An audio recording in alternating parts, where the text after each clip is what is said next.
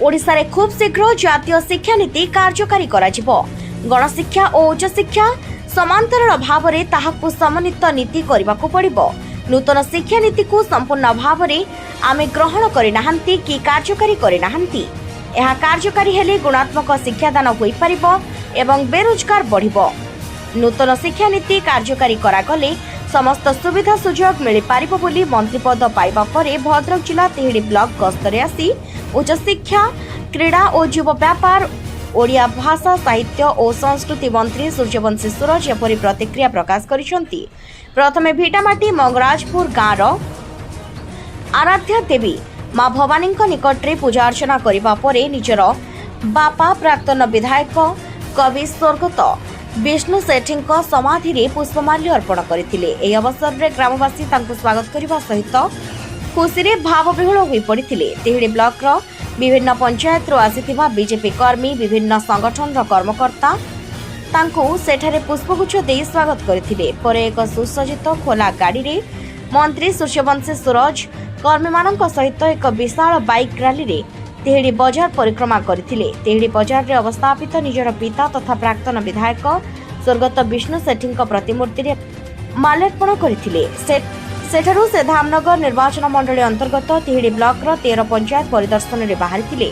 एही अवसर रे तिहिडी नंदपुर अलीनगर और दोलसाही ठारे तांको विपुल स्वागत संबर्धना ज्ञापन करा जायतिला। परे मंत्री दोलसाही गेट बाजार रो गुआमाल देई विभिन्न पंचायत परिक्रमा करबा परे शेषरे श्यामसुंदरपुर पंचायत ईश्वरपुर स्थित मां दपानायकाणी पीठरे पहुंची मां को पूजा अर्चना करबा सहित आशीर्वाद कामना करथिले।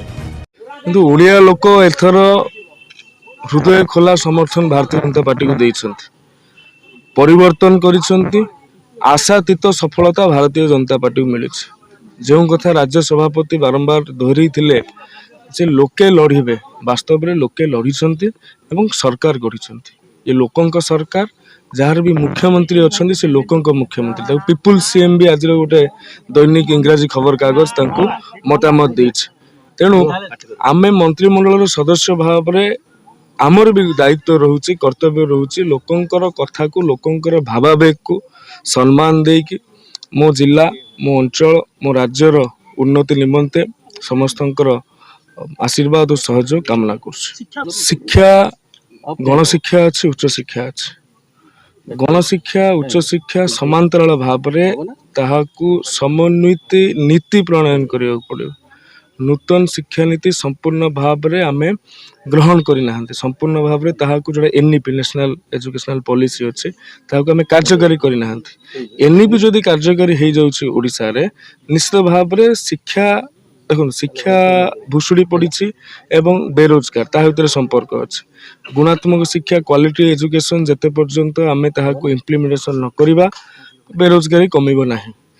तेणुक नूतन शिक्षा नीति को कार्यकारी कराइबा एवं जो सब स्कीम अच्छी पीएम उषा हो पीएम श्री हो सेंटर स्कीम अच्छी स्टेट रो किछि पोर्शन रहउछि ताहाकू इम्प्लीमेंटेशन कराइले शिक्षा व्यवस्था पुनरुद्धार करा जाय।